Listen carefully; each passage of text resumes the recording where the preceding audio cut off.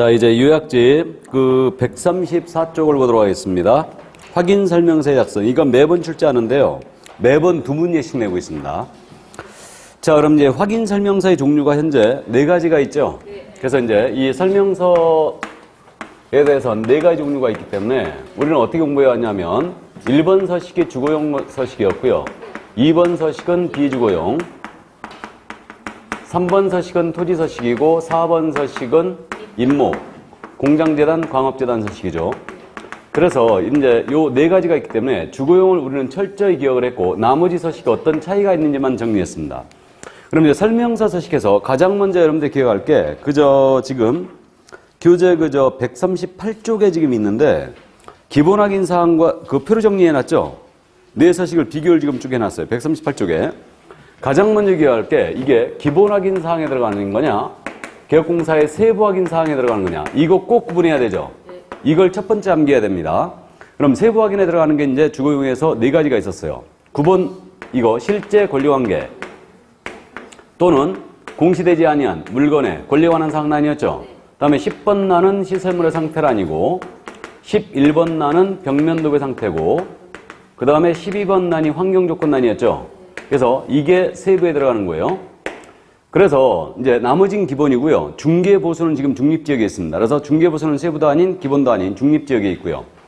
이때 실제 권리관계라는 뭐가 들어가는지 정확하게 기억하고 있어야 돼요. 그럼 실제 권리관계라는 미공시 권리라든가 미공시 물건이 들어가죠. 그래서 미공시 권리, 미공시 물건이 여기 이제 기재가 된다. 그럼 이 부분은 기재 요령이 어떻게 되느냐? 매도 임대 의뢰인이 고지한 사항을 기재한다. 이렇게 돼 있죠. 이게 그 다음 이제 시설물의 상태란 여기에 뭐가 들어가는가 암기하고 있어야 돼요. 그럼 시설에 들어가는 게 건물 내부에 들어가는 시설이다. 수도가 있고 전기가 있죠. 가스도 있고 소방도 있습니다. 이때 이 소방에 말이에요. 이번에 지금 주거용에서 바뀐 게 단독 경보용 감지기로 바뀌었죠. 이게 단독 경보용 감지기. 그래서 이제 이렇게 돼 있고요. 그 다음에 이제 난방 방식 연료 공급, 그 다음에 이제 배수 시설, 승강기 들어가고요. 이거 그 밖에 시설물 들어가는데 주거용 서식에는 이게 가정 자동화 시설이 들어가죠. 이렇게 됩니다. 그 다음 벽면도배는 문제가 없고 환경조건 암기하고 있죠. 일조, 소음, 진동. 그래서 이렇게 이제 들어간다는 거. 그러니까 구체적으로 얘기해야 되고 이 3가지는 기재 요령이 어떻게 돼 있냐. 이거 상태에 관한 자료를 요구하여 기재한다 이렇게 돼 있죠. 그래서 이제 말은 세부 확인화 돼 있지만 이건 실질적으로 의뢰인에게 협력을 요구하여 기재한 부분이에요. 근데 기본 확인 사항 개공이 직접 조사에 기재하는 거죠, 이거. 그래서 기본 확인 사항에 들어가는 게 이제 뭐가 있느냐면 먼저 1번 난이 물건의 표시란이고 2번 난은 권리관계란이죠. 그래서 등급에 나타난 권리는 전부 다 2번 난에 쓰는 겁니다. 근데 등급에 나타나지 아니한 권리 물건 같은 건 전부 다 9번에 쓰는 거예요. 이게. 그 다음에 이제 공법상 이용자 및 거래규 사항란이고 4번 난은 입지조건 난이고 5번 난은 관리에 관한 사항란이죠. 그래서 경비실 관리처 이렇게 돼 있습니다. 그 다음 이제 두 번째 페이지로 넘어가고 이게 바로 이제 그 6번 난이 비선호시설로 돼 있잖아요. 쓰레기 소각제나 화장량이 1km 내에 있는가죠. 그 다음에 7번 난은 거리 예정금액란인데 거리 예정금액과 더불어 여기서 개별 공시지가 들어가죠. 그 다음에 건물 공시가격도 들어갑니다. 이렇게 들어가고 그 다음 이제 8번 난이 취득 관련 조세란이죠. 그래서 8번 난이 취득과 관련된 조세로서 취득세, 농어촌 특별세, 지방교육세가 여기 들어가요. 그래서 이게 바로 기본 확인이고 13번이 바로 이제 중개보수를 기재하게 돼 있죠. 그러니까 중개보수는 이제 산출 내역뿐만 아니고 그 모두 이제 금액까지 기재하게 돼 있고요. 부가세는 중개보수가 포함된 거에 별도예요. 별도라는 거 이해해 두시고요. 그래서 이게 세부에 들어가느냐 기본에 들어가는 거냐 이걸 구분을 꼭 이제 먼저 해 주시고요. 그 다음에 이제 우리가 그저 임대차 중개시를 기재 안 하거나 생략할 수 있는 거 있죠. 그 밑에 있죠. 그래서 이거 암기하고 있어야 되죠. 임대차 중개시에 기재를 안 하거나 생략할 수 있는 거 4가지. 공법상 이용자 및 거래 규제 생략할 수 있죠. 그 다음에 이것도 개별 공시지가가 있고 건물 공시가격이 있어요. 이것은 임대차 중개시에 기재를 생략할 수 있죠. 근데 취득 관련 조세입니다. 취득 관련 조세는 임대차 중개시에는 기재를 하지 않습니다. 이거 암기하고 있어야 돼요. 그래서 이 점 암기하고 있어야 되고 그 다음에 그 밑 옆에 공통기재사항이라고 되어 있죠. 펴 있으니까 바로 같이 보겠습니다. 공통기재사항은 암기할 사항이 아니고 이해하자고 그랬는데 4서식에는 공통으로 들어가는 게 4서식 모두 물건의 표시란이 있어야 되죠. 4서식 모두 권리관계 쓰는 란 있어야 되죠. 그럼 미공식 원리는 실제 권리관계란에 쓴다고 그랬죠? 이것도 다 있어야 되죠. 네 서식 모두 거래 예정 금액 쓰는 난이 있어야 될 거 아니에요. 네 서식 모두 취득 관련 조세도 쓰는 난이 있어요. 그 다음에 네 서식 모두 중개 보수 기재란이 있어야 되죠? 이게 공통이에요. 그래서 이 공통 내용에다가 임목 공장재단 광업재단 서식은요. 이 공통된 내용, 임목 서식에 공장재단 서식에 요 내용 들어가 있고요. 여기에 재단 목록과 임목의 생육 상태 있죠? 이게 더 들어가 있을 뿐이에요. 그럼 입광공 서식에는 입지 조건이라든가 이런 거 쓰는 난이 없죠, 다. 그래서 이제 일단 이렇게 이해하시고 그 다음에 또 암기할 사항이 이제 공법상 제한에 뭐가 들어가는 거 암기해야 되죠. 그래서 다시 이제 앞으로 가서 그 서식 지금 134쪽으로 가고 3번 토지 이용계 공법상 이용자 및 거리규상란이에요. 그럼 이 부분은 공법상 제한에 대한 부분은 이제 한 문제로 내는 것도 가능하기 때문에 철저히 숙지를 해 두시는데 이 부분은 일단 용도, 지역, 지구, 구역, 토지거래 허가구역 여부, 투기과열지구, 투기지역 이거 다 들어가죠 지금. 이게 들어가고 그 다음에 건폐율과 용적률 상한이 들어가고 있죠. 그 다음에 또 도시군계획시설과 도시군계획시설과 그 다음에 이제 지구단위 계획 이런 것들이 들어가고 그 밖에 이용자 및 거래규제 사항이 들어갑니다. 그래서 요게 이제 공법상 제한에 들어가는 거고 여기서 이거 기재유령 있잖아요. 이해하고 있어야 되는데 용도지역 지구구역 토지거래 허가구역 여부 이것은 뭘 보고 기재한다? 토지 이용계획 확인서 이걸 보고 기재하고요. 그 다음에 건폐율과 융상한 있죠? 시군조례다. 엄청 잘못 씁니다 이거. 그 다음에 이거 도시군계획설과 지구단위 계획은 개공이 확인한 사항 기재하라 이랬죠? 그러니까 이거는 직접 조사 기재하는 거예요. 그 밖에 공부에서 확인이 안 되는 사항이 있습니다. 이거는 온나라 부동산 종합정보망을 보고 기재하라고 그랬죠? 그래서 부동산 종합정보망을 보고 기재한다. 그래서 이 점이고 임대차 중개 시에는 이 부분 생략할 수 있다고 그랬죠? 그래서 이 점 이해해 두시고 그래서 지금 개별적으로 공법상 제한 기재요령 그 다음에 지금 이 환경 조건에 일조소음 진동이 들어가고 시설은 수도, 전기, 가스, 소방, 난방 이런 거 들어간다는 거 이해해 두시고 그 다음에 그저 입지 조건 있죠? 입지에 들어가는 거 입지 조건란에 기재되는 거 이건 물건이 위치하고 있는 지역이라고 그랬는데 일단 도로 들어가죠. 또 대중교통수단 들어가고 또 주차장 들어가죠. 이 주차장을 주의해야 됩니다. 맞죠? 주차장은 입지에 들어가는 거예요. 이 점 주의하시고 교육시설, 판매시설, 의료시설이 들어가죠. 이게 바로 입지에 들어가는 거예요. 그래서 이제 개별적으로 암기해 줄 사항이고 나머지는 이제 다른 서식과 차이예요. 차이인데 다시 지금 차이로 보면 이건 이제 우리가 암기하고 있는데 138조로 다시 가서 유일하게 지금 환경조건 기재란이 있는 거 있죠? 환경조건은 어디에만 있다? 주거용에만 있다. 다른 서식에는 환경조건 일조소음 진동이 아예 없어요. 그러니까 환경조건은 유일하게 주거용에만 있다는 거 명심을 해주시고 그 다음에 지금 비주거용에서 기억할 점이 있죠? 비선호가 없다. 비주거용은 비선호시설 쓰는 난이 없다. 근데 토지서식에는 비선호가 쓰는 난이 있어요? 없어요? 당연히 있고요. 입광공에도 당연히 비선호가 없겠죠? 이건 뭐 당연한 얘기예요. 그래서 이 점은 꼭 명심을 해 두셔야 돼요. 그래서 이제 개별적으로 기억할 점이 바로 이거였고요. 그 다음에 이제 이번에 개정한 내용이 다시 앞으로 가서 거기 지금 134쪽에 1번 대상물건의 표시란 란 있죠? 거기에 건축물란을 보시면 전용면적 대지지분 준공연도, 용도, 구조, 방향을 기재하게 돼 있고 내진 설계 적용 여부와 내진 능력이 들어갔죠? 이게 건물란에 들어간 거예요, 지금. 건물란에 들어간 거고 그 다음에 그 옆에 페이지 135쪽에 내 외부 시설물의 상태 있죠? 여기서 거기 그 소방 부분 있잖아요?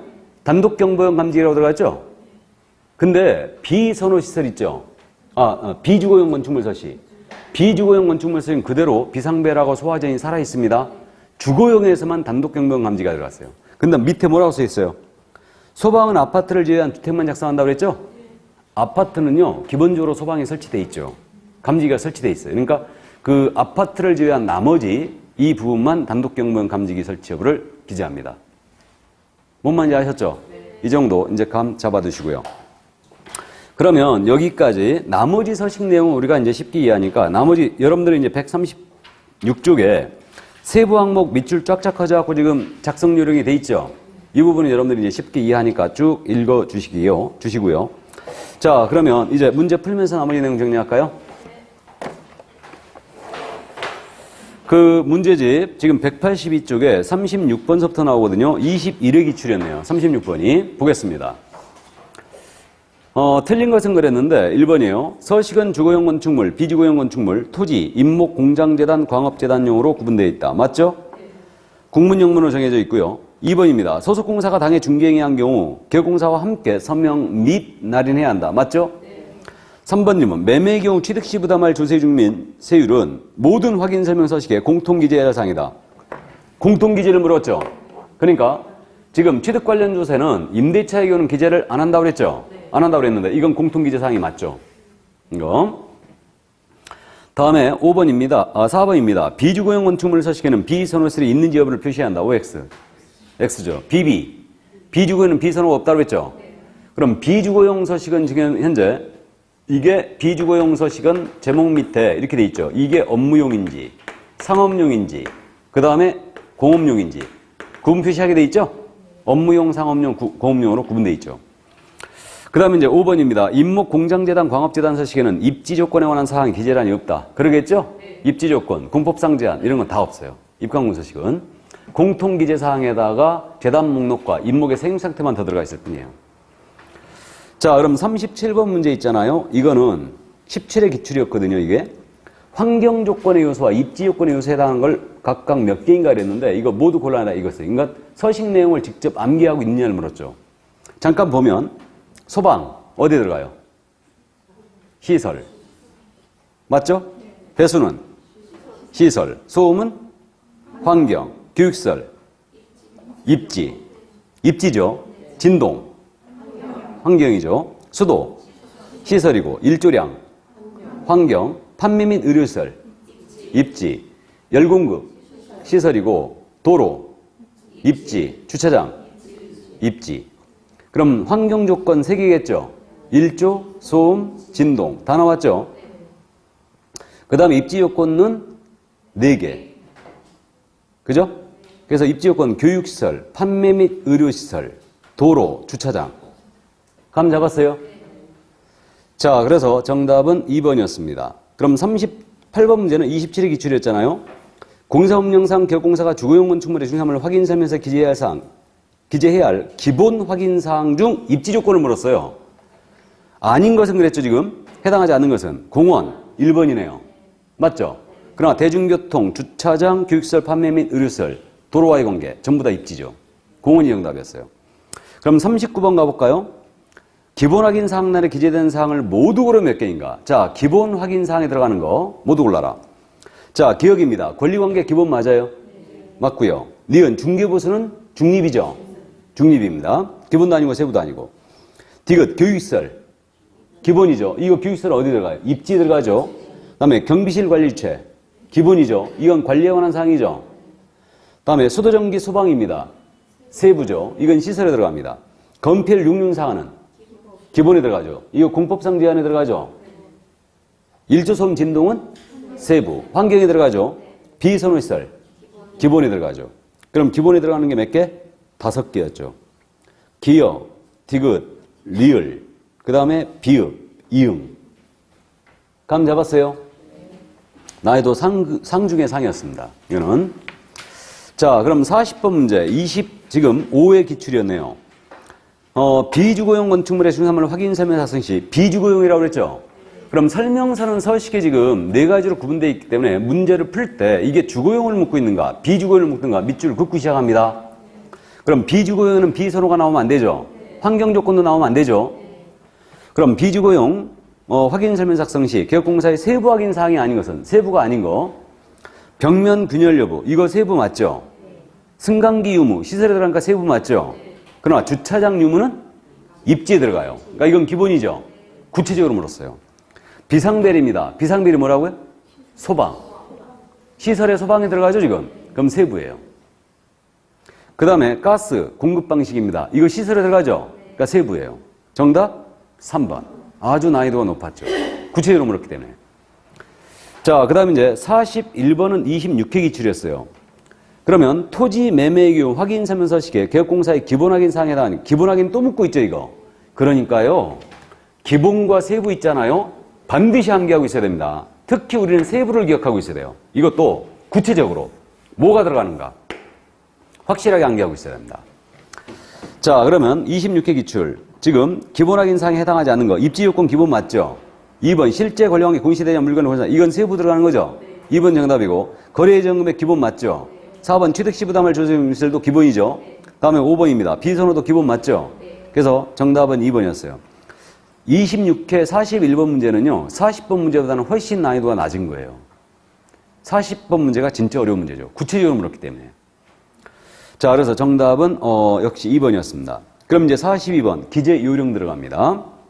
가장 타당하지 않은 것은 그랬는데 지금 주거용 서식이었죠. 주거용. 1번입니다. 대상 물건에 표시라는 토지장 및 건축물 대장 등을 확인하기 위한다. 맞죠? 네. 대장 보기 위한다고 그랬고. 2번 실제 권리관계 또는 공시되지 않은 물건의 권리에 관한 사항란은 법정 지상권, 유치권 등 매도 임대인이 고지한 사항을 기재한다. 맞아요? 네. 예, 그래서 고지 사항을 기재한다 그랬어요. 미공시 권리, 미공시 물건에 대해서. 3번입니다. 공동주택, 기숙사 제외하고 공동주택 중 분양을 목적으로 건축이 되었지만 분양되지 아니하여 보존 느낌만 맞춰진 상태인 공동주택에 대하여 임대차 계약을 알선하는 경우는 이를 임차인에게 설명해야 한다. 이거 기억나세요? 미분양 아파트에 대하여 임대차 중개시에는 반드시 미분양 아파트라는 사실을 고지해야 된다고 그랬죠? 설명서도 기재해야 됩니다. 맞아요? 그 미분양 아파트라는 사실은 어디다 기재해야 돼요?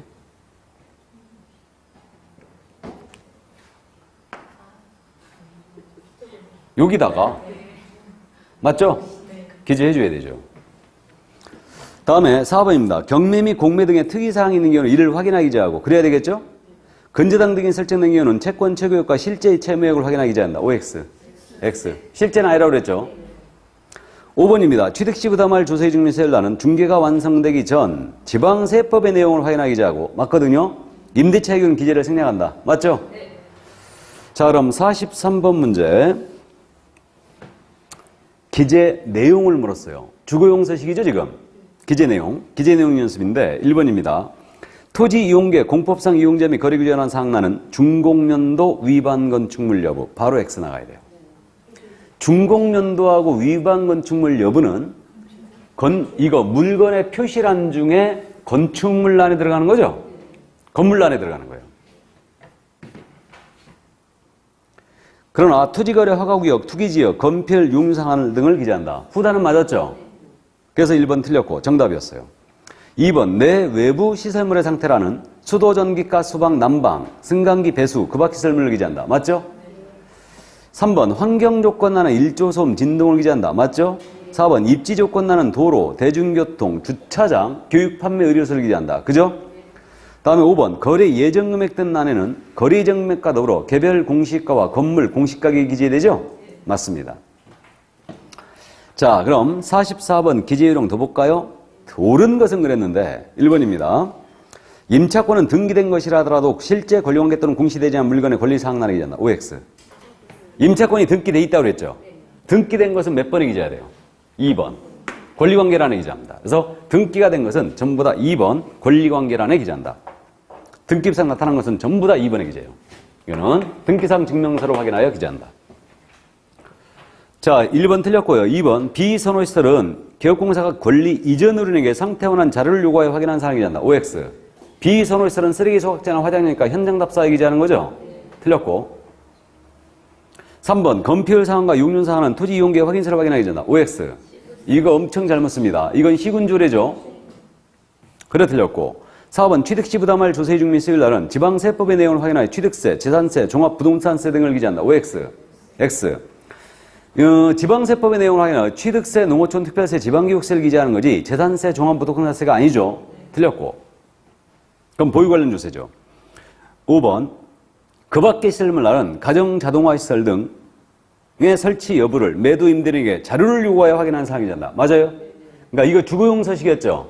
그럼 그 밖의 시설물 란 있잖아요. 여기 이 부분에는 가정자동화시설 여부를 기재합니다. 상태원한 자료를 요구하여 기재하는 거죠. 근데 이 부분에 만약에 비주거용 중에 상업용이었어요. 상업용은 여기다 뭘 기재해야 돼요? 오수 정화시설 용량. 기억나요? 이거 영업화업 할 때 오수 정화시설 용량을 따지는 경우가 있다고 했죠? 이거는 건축물 대장 보면 나온다 그랬어요. 그 다음에 이게 공업용이었다. 공업용이면 여기다 뭘 기재한다고 그랬냐면 이 부분이 그 밖의 설문 안에 오수 정화시설 용량, 전기 용량 기재해야 되죠? 오수 정화시설 용량, 그 다음에 용수시설 내용을 기재합니다. 이거 용수량 같은 거. 이거. 자, 그래서 5번 정답이었어요. 그러면 45번 문제 내려갑니다. 주거용 건축물 확인 설명서상 임대차 중개 시에도 반드시 기재할 거. 1번입니다. 토지 이용료 공법상 이용자면 거래규 사항란입니다. 이거 임대차 중개는 기재 안 할 수 있죠. 생략할 수 있고. 2번 관리에 관한 사항 기재해야죠. 경비실 관리 유지. 그래서 2번 정답이고. 3번 개별 공시지가 생략할 수 있죠. 4번 취득시 부담할 조정이면 생략하죠. 5번 건물 공시가격 기재 생략할 수 있죠. 그럼 46번 옳은 것은 그랬어요. 또 지문 연습입니다. 1번 주택 매매의 경우 도시공개시설 지구단위 계획구역 그 밖의 도시군관리계획은 이거는 공법상 제한에 들어가는 거죠 지금. 이거는 개업공사가 확인하기 기재한다. 맞았죠? 이 부분은 직접 조사에 기재하라고 그랬죠 이거? 맞습니다. 1번 정답이었어요. 그럼. 2번 지문 주택의 비선호시설 입지조건 관리에 관한 사항은 매도 임대료의 자료를 요구하여 확인하는 사항이잖아. OX 비선호 입지 관리는 모두 현장 답사에 기재하는 거죠? 틀렸고.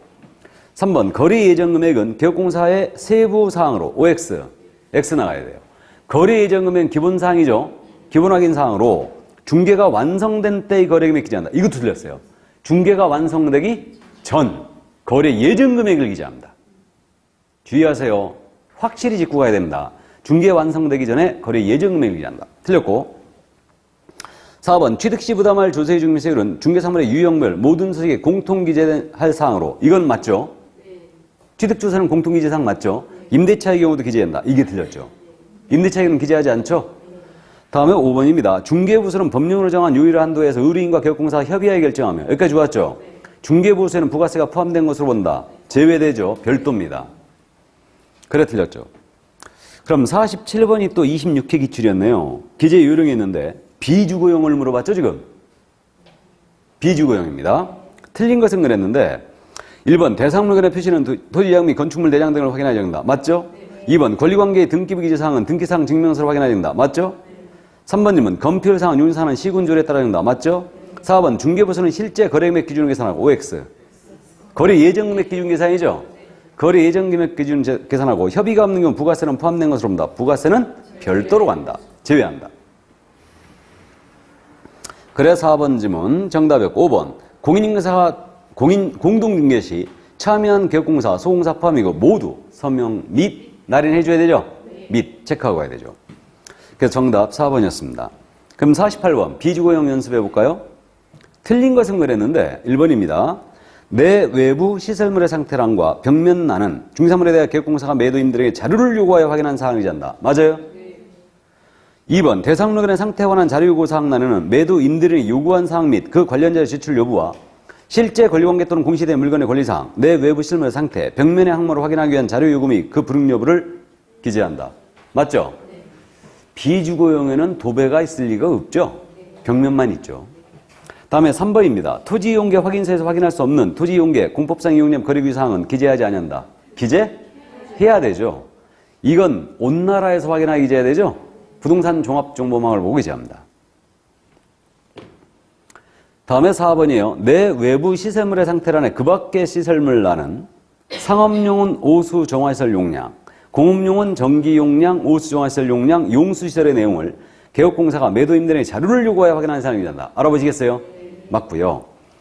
5번 거래 예정금액 등 란에는 거래 예정금액과 더불어 거래 예정금액은 중개가 완성되기 전 거래 예정금액을 맞죠? 개별 공시가와 건물 공시가격은 중개가 완성되기 전 공시된 공시가격 및 공시지가를 기재합니다. 맞죠? 그게 정답 4번이었죠. 그럼 49번은 토지서식이었잖아요. 보겠습니다. 잘못 설명된 것은 1번 취득시 부담할 조세중개세율 날은 취득세, 농어촌 특별세, 지방교육세를 기재하나 임대차익은 기재를 생략한다. 맞네요? 2번 거래 예정금액 등 나는 거래 예정금액과 개별 공시가를 기재한다. 그러겠죠? 공시가격이 빠져버렸겠죠? 토지서식이니까. 토지서식은 건물이 싹 빠졌죠. 다. 다음에 3번 1조섬 진동 비선호에서는 환경조건란을 기재한다. OX 일단 환경조건 토지서식 기재란 없죠. 비선호시설은 있는데 이거는 별도 항목 기본 확인 사항으로 기재하는 거죠. 예, 그래서 틀렸고 4번 입지 조건 나는 전면도로와 대중교통 수단을 기재한다. 맞아요. 입지 조건은 요것만 있습니다. 다음 5번 중개보수 및 실비의 금액과 산출 내역은 거래 예정명에 따른 중개보수 및 실비의 금액과 그 산출 내역을 모두 기재한다. 그죠? 그럼 50번 문제가 바로 작년 문제였죠. 풀어봤지만 다시 한번 보겠습니다. 토지 서식을 물었어요. 토지의 확인 설명서에 기재할 사항을 직접 물었습니다. 모두 몇 개인가 그랬는데 첫 번째 비선호시설 유무 있지요. 5. 일조량의 확인 요건은 X. 관리 주체 유형에 관한 사항. 관리 주체라는 것은 경비실 관리처에 말하죠, 이거. X죠. 없어요. 토지에는. 주거용과 비주거용이 있을 뿐이죠. 그 다음 이제 공법상 이용자 및 거래구 사항난 있겠죠. 그 다음에 입지 요건난도 있어요. 그러면 몇 개? 3개. 3번 정답이었어요. 그러면 작년 시험을 한번 추정을 해보면요. 작년 시험에서 지금 확인 설명서 27회 문제 2개 다 실었는데 하나는 입지 조건에 해당하지 않는 걸 물었죠. 그죠? 공원. 그게 정답이었고 또 하나는 토지 서식 내용을 직접 물었죠. 그럼 지금 제가 매번 낸다고 그랬는데 기본 사항이냐 세부 사항이냐 작년에 쉬었죠. 이거 하나 내죠. 맞죠? 이거 하나 낼 테고 하나는 뭘 낼 것 같냐? 풀어 쓰는 거. 기재 요령. 뭔만 이해되세요? 이때 기재 요령을 물었을 때는 이제 서명 및 날인 이거 엮어서 같이 물어볼 겁니다. 그래서 이제 그 점 같이 이해해 두시고. 그러니까 설명서는 절대 틀리면 안 됩니다. 어렵지만 암기해야 돼요. 그래서 이제 이런 순서로 암기해야 됩니다. 그래서 이제 일단 작년 문제 그렇게 나왔기 때문에 그 정도 이해하시고 그럼 이제 마지막으로 52번 문제 하나만 더 볼까요? 입광공서시 52번 틀린 것은 그랬는데 1, 2번 지문 때문에 이 문제 풀어보는 거예요. 대상 물건에 표시라는 대상 물건별 등기상 증명서 등을 확인하기 전한다. 자, 우리 주거용, 비주거용 토지서식에서는 물건의 표시라는 모두 대장보 기재한다고 그랬죠? 근데 입광공이 이렇게 돼 있어요. 등기상 증명서로 기재한다고 돼 있습니다. 1번 참고하세요. 예, 그러니까 등기상 증명서로 확인하기 전 이렇게 돼 있습니다. 그래서 그 점 이해해 두시고 이거는 재단 목록, 이거 공정재단, 광업재단 등기, 이 대장이 없죠. 임목은 임목 등록 업무가 있는데 어쨌든 그래서 등기상 증명서 보기 전에 이렇게 돼 있어요. 맞고요. 2번 지문 재단 목록 또는 임목의 생유 상태 기재란이 있다고 그랬죠. 이때 이것은 공장재단에게는 공장재단 목록과 공장재단 등기상 증명서를 광업재단은 광업재단 목록과 광업재단 등기상 증명서를 확인하기 전한다. 이렇게 돼 있어요. 맞습니다. 그럼 3번 지문 대상 물건의 상태에 관한 자료요구 사항나는 권리 이전으로 요구한 사항 및 그 관련자의 제출 여부를 기재하되 자료 제출 요구에 불응한 경우 그 사실을 권리 취득은행에 확인 설명해야 되는 것은 아니다. OX. X다. 이거 불응 사실을 취득은행에 설명해야 되죠. 예, 그래서 3번 정답이고 4번 취득 시 부담할 조세 중민 세율날은 중개가 완성되기 전 지방세법 내용 확인하기 전에 되겠죠. 5번 지문 중개보수 및 실비금액과 산출내역은 중개보수는 거래 예정금액을 기준으로 작성하되 산출내역은 거래 예정금액 곱하기 중개보수율을 같이 기재한다. 맞죠? 그래서 정답 3번이었습니다. 그럼 지금 조사 확인 끝났는데 조사 확인에서 지금 타겟, 공부할 곳이 어딘가를 지금 말씀드렸습니다. 분묘기지공과 장사법 해야 되죠. 농지법 해야 되죠. 설명서 해야 되죠. 그래서 꼼꼼히 챙겨주시기 바랍니다. 암기할 사항들, 기본이냐 세부냐, 그 다음에 임대차 중개시를 뭘 생략하느냐, 또 공통기재 사항은 뭐냐, 그 다음에 공법상 제한은 어떻게 기재하느냐, 세부 내용 기억하고 입지 요건에 뭐가 들어가는지 암기하고 있어야 되죠. 그 다음에 이제 환경 조건은 유일하게 주거용만 있다는 거, 비주거용은 비선호가 없다는 거, 이 정도 암기하고 나머지 작성 요령은 쭉 읽어보면 그냥 쉽게 답이 나올 겁니다. 아셨죠? 자, 그러면 조사 확인 끝났고 이제 지금부터는 편안하게 들으시면 될 것 같네요. 출제를 안 하고 있는 부분들이니까. 맞죠? 그래서 휙휙 지나갈 겁니다. 그럼 지금 139쪽 요약집. 중개활동이 등장했죠? 이건 부동산 마케팅입니다. 일본의 부동산 판매 과정은 제가 1년 내내 한 번도 강의 안 했죠. 이 부동산 판매 과정은 이제 이 일본의 학자 무라다 교수가 창안한 기법인데 부동산학 개론 교수들, 개론 학자들이 전부 다 이걸 채용하고 있는데 강의 안 합니다. 안 내니까. 일단. 그럼 여기서 중개활동은 실무의 네 번째 단계로서 우리가 이해할 점은 그저 셀링 포인트. 그 다음에 이제 아이다의 원리. 그 다음에 클로징. 이 세 가지가 이론적으로 이해할 점이고 나머지는 상식에서 푸시면 된다고 그랬어요. 그럼 셀링 포인트는 판매 소구점이라고 지금 현재 기억이 되고 있는데 부동산을 취득하는 취득자에게 이 부동산이 만족을 주는 특징이라고 그랬죠, 이거. 부동산이 취득자에게 만족을 주는 특징. 그래서 이 물건의 장점이라고 이해하시면 된다고 그랬죠. 그럼 이걸 추출하여 적절히 중개활동에 사용하는데 셀링 포인트의 추출 작업입니다. 셀링 포인트의 추출 작업을 우리 뭐라고 한다고요? 특징 분석이라고 부른다. 기억나요? 이게 특징 분석 아니에요. 그럼 특징인을 분석할 때 이게 만족을 주는 특징이었으니까 특징을 분석할 때는 지역 요인을 분석합니다. 이게 지역 분석이죠. 그 다음에 개별 요인 분석은 개별 분석이죠. 이걸 동원하여 이제 추출하는데 이때 추출 기준을 달리 해줘야 돼요. 부동산은 다양하고 종류가 개별성이 있으니까. 그러므로 주거용 부동산은 쾌적성 기준이 해야 되죠. 상업용 부동산은 수익성, 농업공운용은 생산성. 이런 식으로 추출합니다. 그럼 이렇게 추출된 셀링 포인트의 종류, 어디에 해당하느냐 이해하는데 기술적 측면의 셀링 포인트입니다. 이건 기능을 중시한 거죠. 그러니까 설비가 현대적이다. 신건축공법이 동원이 됐다. 그 다음에 가정 자동화 시설이 있다더라. 주택의 동선이 좋다더라. 레이아웃이 좋다는 얘기죠, 이거. 이거 구리파이프 아니라고 그랬어요, 이거. 그럼 이건 시간이 점차 지나가면서 소멸되어 가는 경향이 있겠죠? 그 다음에 경제적 측면의 셀링 포인트라는 것은 가격이나 임료가 이 부동산은 적정하다. 그 다음에 투자 가치가 크다. 발전 가능성이 있다. 온천이 발견된다더라. 이런 것들이에요. 이게 경제적 측면이고, 법률적 측면은 공법상, 사법상 제한이 없다든가 이 부동산은 세제상 혜택이 있다. 조세 법률주의에서 세제상 혜택은 법률적 측면이에요. 정부 정책의 결정문은 경제적 측면이고, 그럼 사회문화 환경적 측면의 셀링 포인트가 있습니다. 이것은 결국은 그저 교육시설이 좋다든가 판매시설이 가깝다든가 공공시설 같은 게 가깝다. 이런 것들이죠. 그래서 이게 바로 이제 셀링 포인트의 종류였습니다. 어디에 해당하느냐만 주의하면 되고, 그 다음에 이제 한 장을 쓱 넘기면 아이다의 원리가 나옵니다. 이건 개론 시간에 공부했죠? 공부했는데, 그럼 광고는 어디예요? 주목. 맞죠?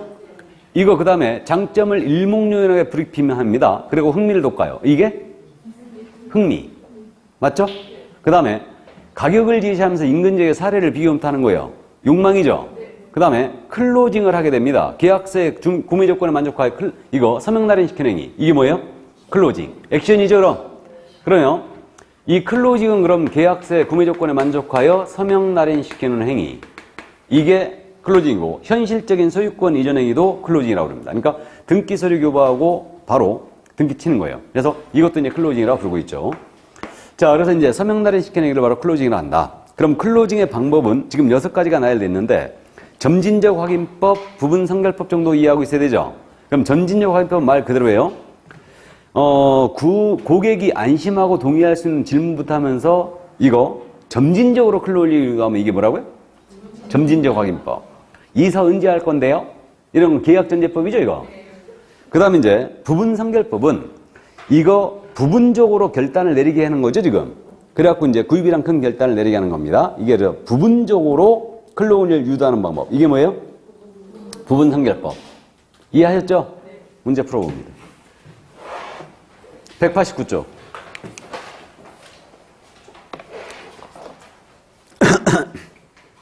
1번 문제 잠깐 볼까요? 잘못된 것은 그랬는데 1번입니다. 중개활동이란 여러 가지 중개기법과 판매기술을 활용하여 의뢰받은 중산물의 거래를 성사시키기 위한 개업공사의 영업활동, 사기활동을 말한다. 맞죠?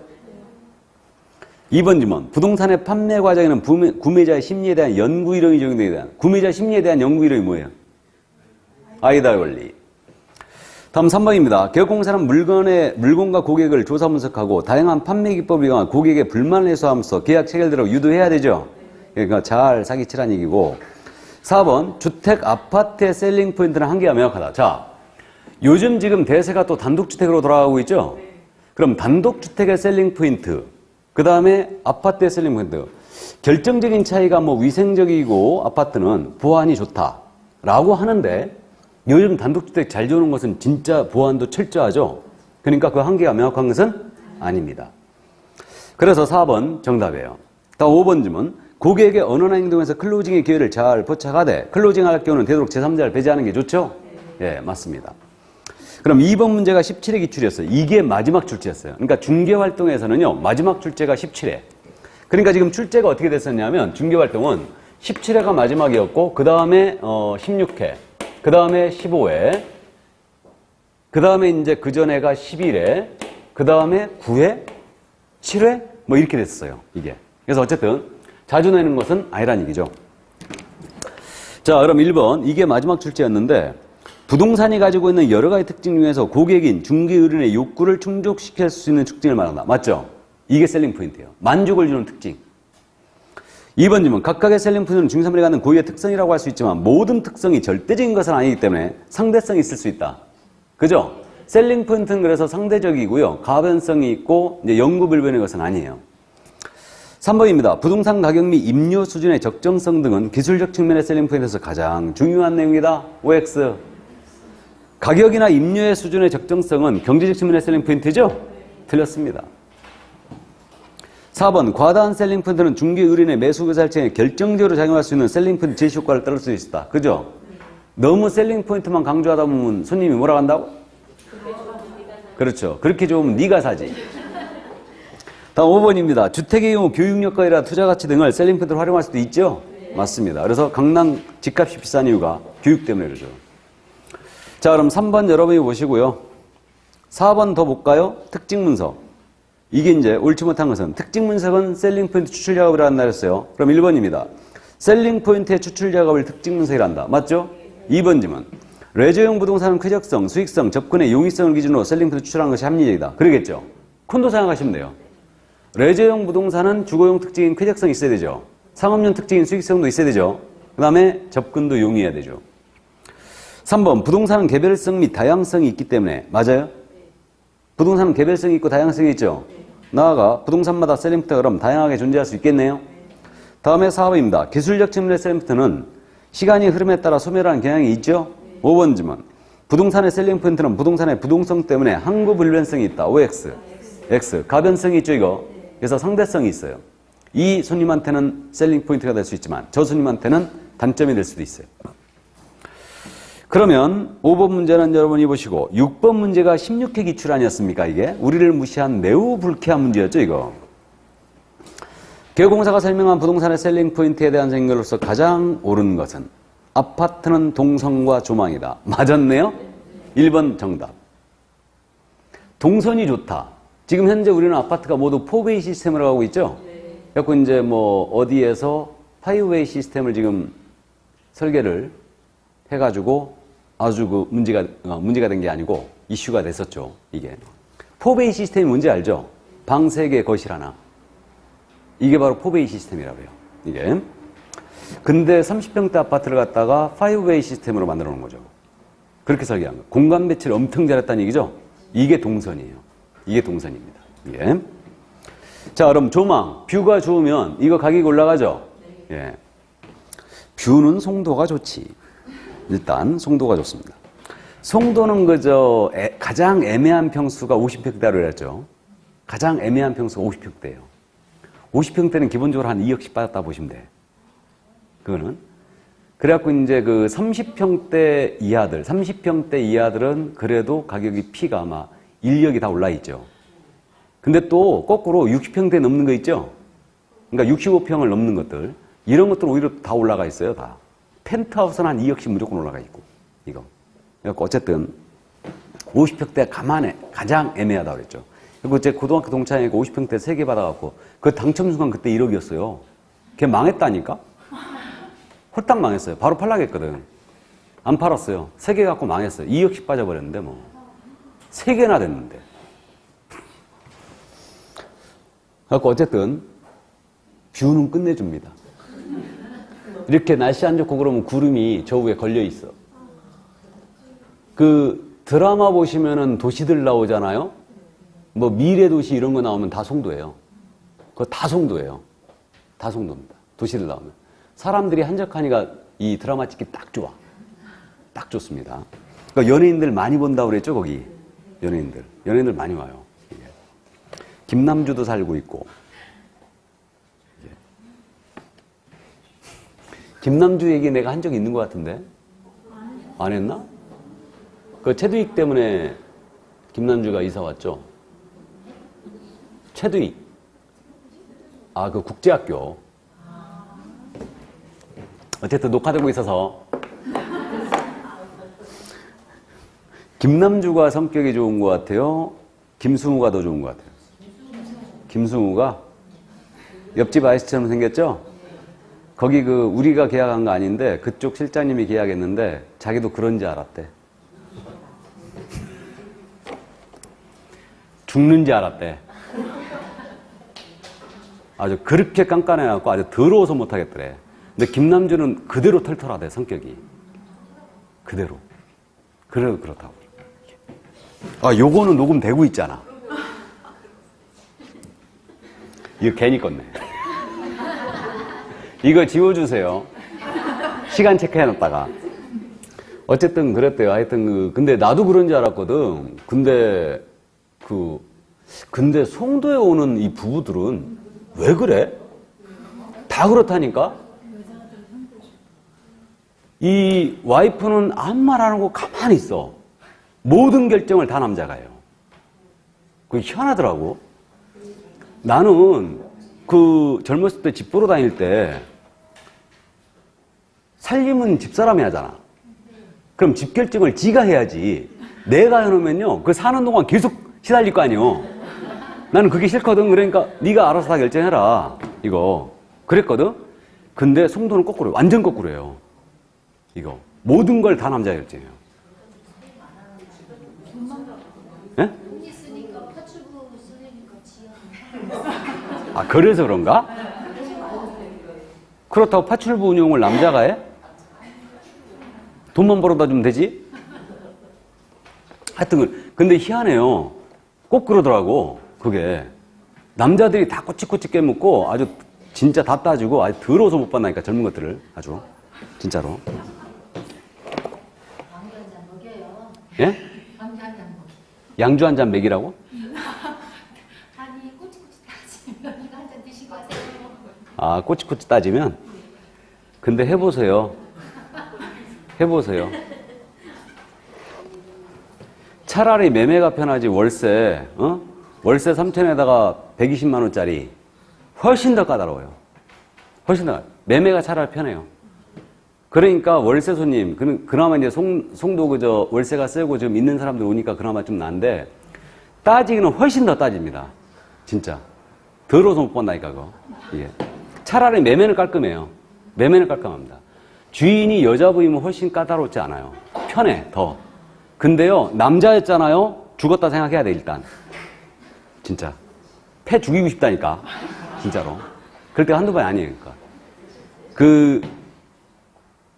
특히 얼마 전에 한번 뛴 게, 나보다 나이가 많더만. 주민등록 번호 보니까. 완전 신사야, 외모가. 말도 빨리 안 해요. 천천히 해요. 그러면서 천천히 하면서 사람 죽이는 거 있죠. 자기 할 얘기 다 하는 거야. 와, 진짜 우리 흔히 하는 개진상이었어요. 개진상이었습니다. 이야, 진짜 너무한. 그 냉장고 물새 갖고. 와, 그런 개진상이 없다니까. 임차인이 그래갖고 거기 100만 원 물었어. 100만 원. 물새 가지고. 집을 보러 갔는데 냉장고 이제 빌트인이죠. 그래갖고 임차였지.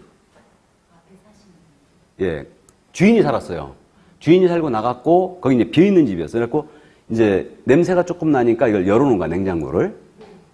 냉장고를 열어놓으면 이제 성했던 거 있죠. 이게 다 녹아. 그래갖고 물이 흐른 거야, 거기. 그게 5일 동안 흘렸어요. 그래가지고 거기 바닥이 저기까지 나무. 이게 젖은 거야, 좀. 그래갖고 우리가 보기에는 한 평 정도만 이제 뜯어내고 수리를 하면 완료가 될 것 같아. 그래갖고 이제 난리가 난 거지. 우리는 이제 손님 쪽이었고 저쪽은 이제 물건지였는데, 임대인 쪽은 그럴 거 아니야. 당연히 니들이 물어내라. 키번호까지 다 줬으니까 니가 물어내라. 그래갖고, 그럼 우리가 물어내야지, 당연히. 그건 이제 봤으니까. 그래갖고 이제 저쪽 부동산이 이제 자기가 물어내겠다. 그래갖고 이제 공사한 관리사무소에다가 이제 의뢰를 했더니 그 관리사무소에서 한 80만 원 정도가 나온 거예요. 그거를. 80만 원 나왔나? 200만 원 나왔나? 관리사무소 쪽에서 했으면 비싸잖아요, 다. 걔네들은 커미션 먹기 때문에. 그러니까 그게 한 200만 원 얼마인가, 한 180인가 얼마가 나왔어, 그게. 그거 못하지. 그러니까 이제 그러면 우리가 아는 업체가 있었어요. 양심적인. 그래갖고 우리가 아는 업체에서 견적을 받았어. 사진 찍어갖고 보냈어. 이 정도면 얼마면 되겠냐. 그랬더니 우리 아는 업체에서 60만 원 나온 거야. 주인이 왔거든요. 여기는 이렇게 나왔는데 왜 여기는 이거밖에 안 되냐 이거야. 그래갖고 이제 이 사람이 견적 뽑으러 쫙 왔는데, 공사 이제 하러 쫙 왔는데, 견적 뽑으러 왔지, 정확히 보고 판단하고. 그래갖고 이제 60만 원 정도면 되겠다. 그래갖고 이제 했는데, 아니 옆에서 갖고 그 인테리어 그 뽑으러 온 사람한테 말도 빨리 안 하고 천천히, 여기는 200만 원인데 왜 60만 원이냐, 싼 자재 쓰는 거 아니냐, 공사 날림으로 하는 거 아니냐. 인테리어 이거 보다가, 이 사람이 보다가 승질 나갖고 나 안 해, 네가 해, 가버렸어요. 그냥 열받아 갖고. 우리도 꼭지가 돌았지 완전히. 이게 와. 그래가지고 그 개진상 결국 100만 원에 합의 왔잖아요. 그럼 네가 해라. 네가 해라. 예, 100만 원 주고 네가 해라. 그리고 그쪽 중개업소 보수 하나도 못 받았어. 그리고 또 우리가 또 그 안 도와줄 수 없잖아요. 그래갖고 우리 본손님 돈 내고 우리도 돈 내고 그래갖고 세입 분바이 했어요. 야, 그런 개진상이 없다니까. 그러니까 그게 그런 거 한 번씩 이제 찍히잖아요. 바닥 같은 거. 다 갈라게 조금만 갈면 되거든, 그거. 그럼 조금 갈면 약간 색깔이 틀려요. 왜냐하면 이미 썼고요. 햇빛을 받았기 때문에 약간 변색이 되잖아요. 주인들은 다 갈라간다니까. 지도는 아니니까. 야, 그래갖고 내 속으로 그랬어. 밤길 조심해라. 이게. 진짜로 근데 그거 보면요. 그래야 잘 사나 봐. 그래야 잘 사나 봐요. 우리 같으면 그냥 가거든. 나도 문콕 가지고 그저 지금도 내가 부해나갖고 지금 잠을 잘 못 자는데 집사람한테 얘기도 못 했어, 이거. 문콕 가지고. 우리 딸내미가 툭 찍었는데 기스도 안 났어. 기스도. 130 나왔어. 이야, 예? 외제차 비싼 것도 아닌데 찍히지도 않았다니까. 근데 그쪽을 다 도색하겠대. 거기다 렌트비에다가 130 나왔어요. 우리 집사람이 알면 애 잡을까봐 얘기도 못했다니까. 보험 처리했지 어떻게. 그렇다니까요. 그래가지고 그러더라고. 서울에서 외제차 타는 사람들은 그래도 진짜 강남 쪽에는 그래도 외제차 워낙 많으니까. 이게 강남의 외제차 뭐 반은 뭐 우리 저기 뭐 오피니언하고 그러던데 어쨌든. 그래갖고 내가 그래갖고 하루 동안 잠을 못 잤다니까. 열받아가지고. 그 젊은 놈 패 죽이고 싶어서 이거 열받아가지고 진짜 그 주소 조회해갖고 그냥 그 검찰에 있는 친구한테 전화해서 주소 조회해갖고 그냥 가서 확 긁어버리고 싶다니까. 다 싹 갈아라 하고. 이게 보험 처리할 테니까. 찍히지도 않았어요. 찍으랬으면 내가 미안하다고는 하지. 찍히지도 않고 그냥 툭 했으니까 기스도 안 났다니까. 근데 그 130, 그러니까 그 수리하는 쪽도 문제야. 이게 내 보험사도 문제고. 이게 그래갖고 내가 그랬거든. 그냥 그거 미수리 보험금 수령하는 게 있어요. 그걸로 난 처리 안 한다고 그랬어요. 그걸로 하면 난 보험 처리 안 한다 그거. 그걸로 하면 나한테 소송 걸락해라. 고쳐라 그럼 다. 이거 도색 다 하고 차 버리라고. 이거. 그래가지고 내가 지금 그래갖고 그 상태에 있다니까. 열받아갖고. 그랬고 우리 집 애가 그래놓은 걸 집사람한테 얘기도 못했어 이거. 집사람은 그럼 우리 집에 잡을 거 아니야 또. 어? 기집 애가 저 조심성도 없이 그걸 찍어놨다고. 이게. 근데 찍기는 못 찍어. 이거. 애한테도 얘기 못 했다니까, 지금. 애한테도. 그래갖고, 어쨌든 그래갖고, 야, 그래야 잘 사나보다 난 그래요. 그러니까 그런 거 많이 느낀다니까, 이거. 나는 여태까지 살아오면서 계속 차 받쳐도 그냥, 응? 그냥 보내고, 응?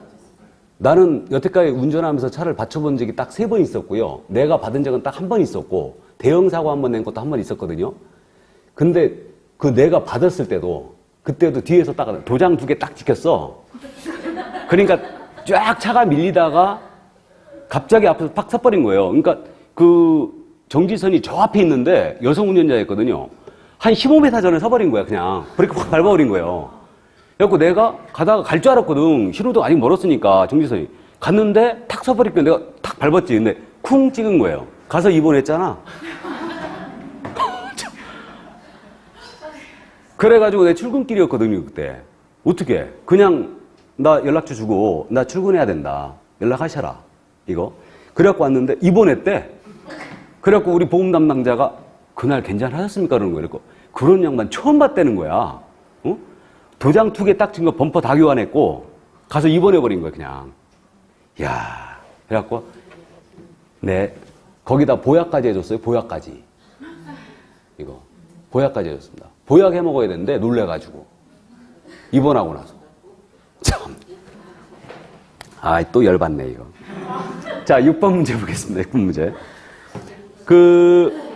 이게 이제 16회 기출이었는데, 개혁공사가 설명한 부동산의 셀링 포인트에 대한 설명으로서 가장 옳은 것을 그랬는데, 아파트에서 이제 동선 조망이었고, 농지와 주방시설은 관련이 있어요, 없어요? 없어요. 창고시설과 교육시설 관련 없죠? 단독주택과 단지규모 관련 없죠? 상업시설, 동력 및 공업요소 관련 없죠? 예를 들어서 정답은 1번입니다. 그러니까 이건 상식입니다. 그럼 7번 문제, 여러분들 풀어보시고, 8번도 여러분들 그냥 보세요.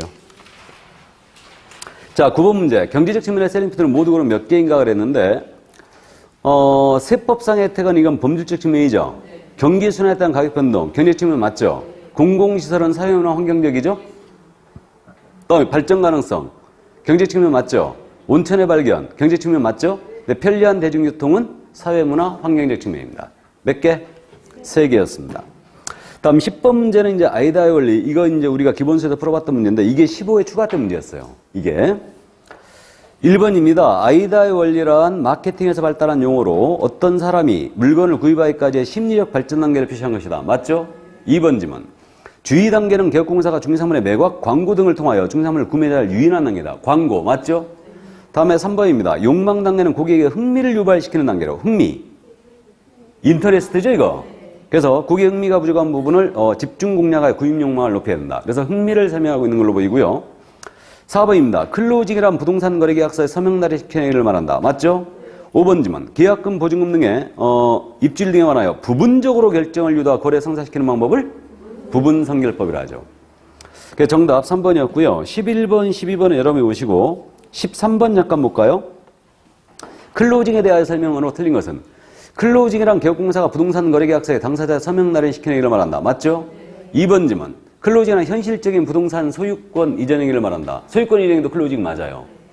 3번 지문. 개혁공사는 고객이 리스팅의 조건이나 부동산 거래 조건에 만족해 할 때 클로징을 하게 된다. 그러겠죠? 4번. 개혁공사는 고객의 어느 행동에서 클로징의 기회를 잘 포착해야 되고 5번 지문. 클로징에는 일반적으로 일에만 있게 되면 클로징을 실패하게 되면 고객이 잃게 된다. OX. 그 클로징에게는 여러 차례 있다는 건데 3번 정도 클로징 했는데 실패했잖아요. 그럼 고객을 잃는다는 것이 정설로 돼 있어요.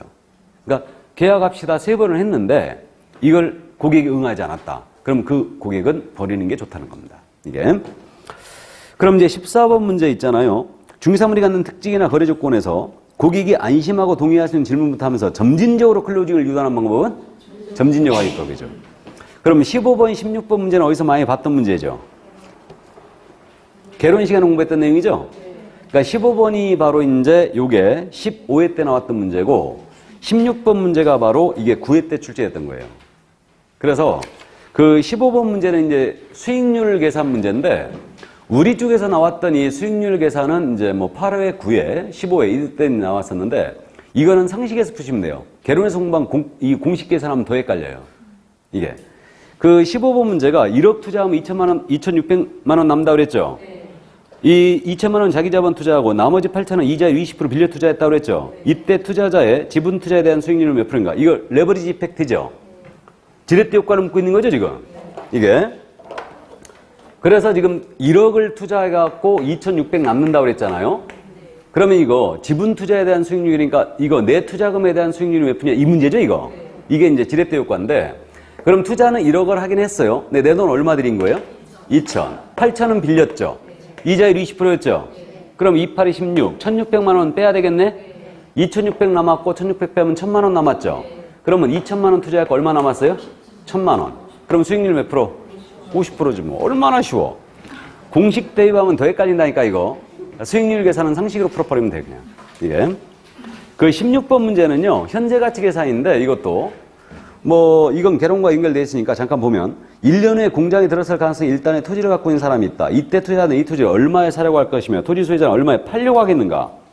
투자의 요구 수익률은 10% 가정하고, 1년 후에 공장에 들어서는 것이 확실하면 토지는 7,700. 공장에 들어서지 않는 것이 확실하게 되면 5,500이 된다고 가정한다. 이거 현재 가치 계산인데요. 현재 가치는 프레젠트 밸류죠. PV는 미래 가치에다가 현가 계수를 곱하여 현재 가치로 환산하는 거죠. 그럼 현가 계수가 1 플러스 R의 N승분의 1 아닙니까? 그럼 이거 퓨처 밸류, 미래 가치는 확률 게임이라는 걸 명심해야 되죠. 확률 게임. 그럼 불확실한 미래에 지금 현재 의존하고 있으니까 이 확률 게임이에요. 그럼 공장에 들어설 확률이 몇 프로예요? 50%. 안 들어설 확률도 50%예요. 그러면 공장에 들어서면 가격이 얼마로 치솟아요? 7,700. 그럼 7,700의 확률이 몇 프로? 50%. 그럼 0.5죠? 더하기. 그럼 공장이 안 들어설 확률이 지금 50%였죠? 그렇게 가격이 얼마 떨어져요? 5,500이죠. 곱하기 50%죠? 0.5죠. 그럼 이거 계산하면 6,600 나와요, 딱. 요구 수익률이 10%니까 0.1이죠? 그러면 이거 1.1이고 1년 후라고 그랬죠? 그럼 곱하기 1.1분의 1이네. 그럼 6,600 1.1 나누면 얼마 나와요? 6,000. 맞죠? 그러니까 6,000이면은 균형점을 이루는 거예요. 토지 소유자는 팔려고 할 것이고 투자자는 투자를 하려고 할 겁니다. 만약에 현재 시세가 6,600보다 6천만 원보다 덜했다. 5,500이었다. 그럼 투자자는 투자를 무조건 해야지. 맞죠? 그래서 이게 바로 이제 현재 가치 계산이었습니다. 그래서 확률 게임이라는 걸 명심해야 돼요. 근데요, 이거 계산할 필요도 없어요. 8, 9, 15회 때 똑같은 문제 나왔는데 갭이 2,200이잖아요. 확률 50% 게임이죠. 요구 수익률 10%의 1년 후라면 중간 정답이에요, 그냥. 중간. 7,700, 5,500이죠. 중간이 6,000. 6,000이 정답이에요. 계산할 필요도 없어요. 50% 확률이고 요구 수익률 10%면 이게. 그러니까 개론 계산 문제는 계산하는 게 아니고 암기하는 겁니다. 일단. 계약 체결 간단하게 보고 오늘 수업을 끝내죠. 141조. 이 계약의 체결로 들어왔는데 이 부분은 지금 현재 출제를 안 하고 있는 부분이에요. 그래서 이제 원래는 계약서 쓰는 요령을 공부해야 된다고 그랬는데 이 부분에 대해서는 지금 현재 당사자 확인에 관한 문제를 출제를 한다고 그랬고 그 다음에 민법의 내용을 묻는다고 그랬죠.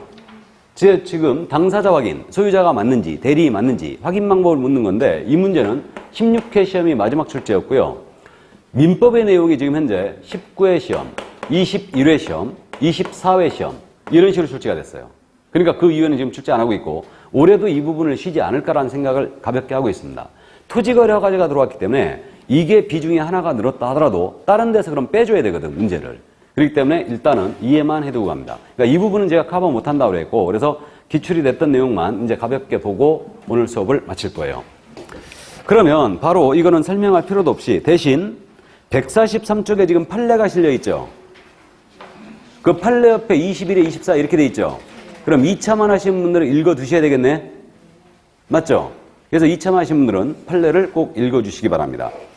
그러면 이제 바로 문제집 들어갑니다. 195쪽. 그 1번 문제는 여러분들이 풀어보시고요. 2번 문제 있죠? 195쪽에 지금 2번 문제 당사자 확인에 관한 문제거든요. 잠깐 보겠습니다. 틀린 것은 그랬는데 1번 지문 진정한 소유자인지 여부를 등기상 증명서와 주민등록증, 등기권리증, 탐문 등을 통하여 확인해야 한다. 맞아요? 다음 2번 지문 거래 당사자 행위능력 유무를 가족관계 등록부 또는 후견등기상 증명서를 등하여 확인해야 한다. 맞죠? 그러니까 제한 능력자인지 여부 후견등기상 증명서라든가 가족관계 등록부를 확인하는 거 맞죠? 3번 지문 법인의 경우는 법인격의 유무와 대표자의 처분권한 유무 등을 법인 등기 기록의 열람 또는 법인 등기상 증명서를 통하여 확인해 줘야 되죠. 다음에 4번 지문 거래 당사자가 법정 대리인이라 시하는 경우 본인의 인감증명서 첨부된 위임장으로 법정 대리인 여부를 확인한다. OX. 법정 대리인 여부는 가족관계 등록부라든가 후견등기상 증명서죠. 임의 대리인 여부를 위임장과 본인의 인감증명서로 확인하는 거죠. 그래서 틀렸고 5번 지문 상속재산 거래 중개 시에는 상속인 전원의 동의 유무 확인해야 되죠?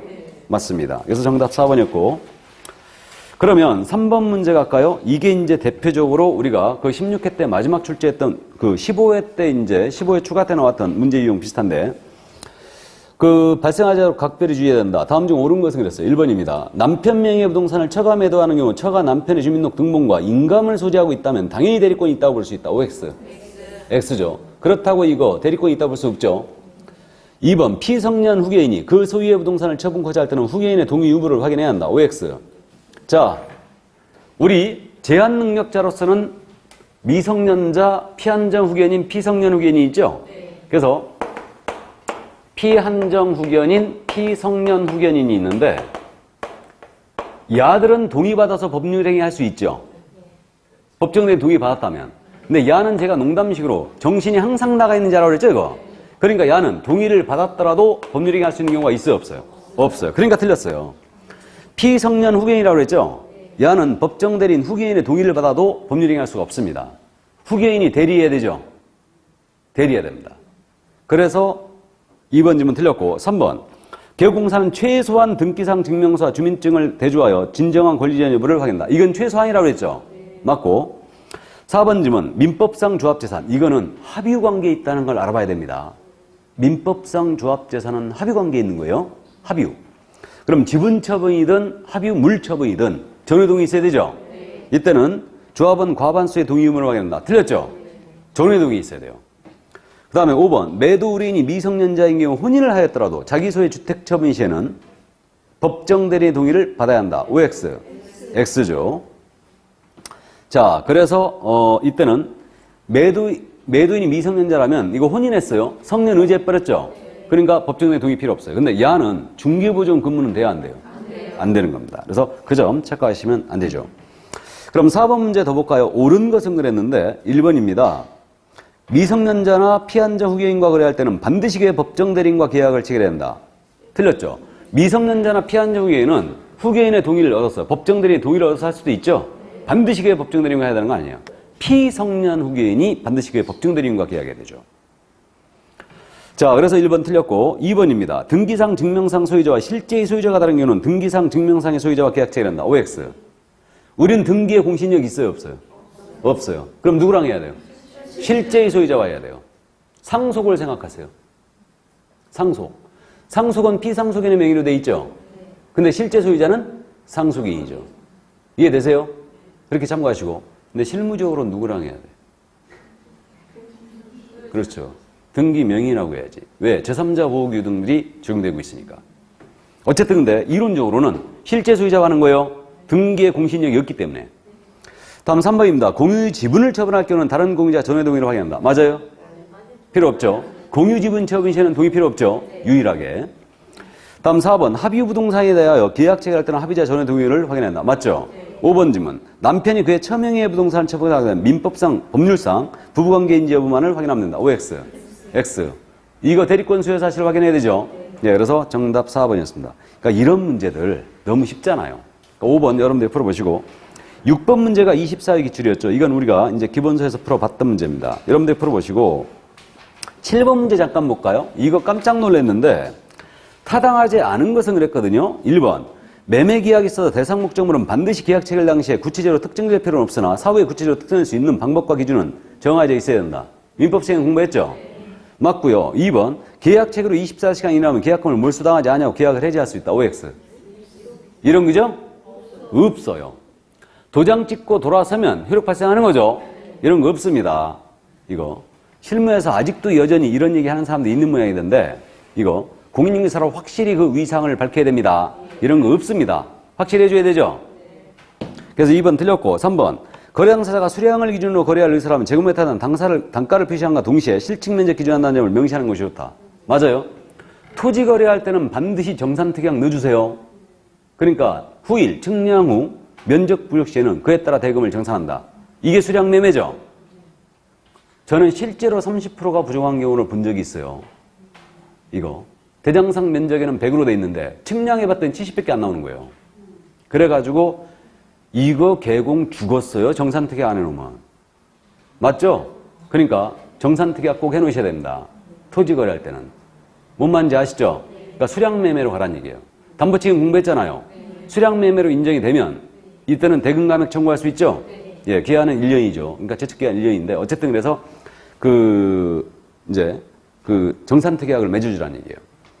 그 얘기고 4번입니다. 잔금지급의 계약서를 제작성할 때 의뢰인의 확인 요청에 따라 제한물권 사항을 다시 기재하게 되었으면 권리관계 다시 확인해 볼 필요가 있다고 그랬죠. 판례였고 5번입니다. 매수인이 수인인 경우는 대금 지급 채무에 관한 연대특약을 유도하는 것이 바람직하다. 맞죠? 매수인이 여러 명이면 대금 지급에 관하여 매수인은 연대할 책임을 진다. 그런 특약을 맺어주라는 얘기예요. 그럼 이제 8번 문제 있잖아요. 여러분들이 풀어보시기 바랍니다. 9번 문제 잠깐 보죠. 중도금이 지불되었다 하더라도 계약 해제는 상대방이 상당한 기간 최고한은 할 수 있다. 중도금 지불되면 계약 해제할 수 있어요? 없어요? 없어요. 2번 질문. 감정평가 비용, 중개보수 등기 비용 등 매매에 관한 비용은 당사에 간 약정이 없는 경우 당사 쌍방이 균분하여 부담하도록 한다. 등기 비용 있죠? 이건 매매 비용이 아닙니다. 취득자가 부담하는 비용이죠, 이거? 그래서 이제 법무사 수수료라든가 등기 비용 이런 것들은 일단은 매매 비용이 아니에요.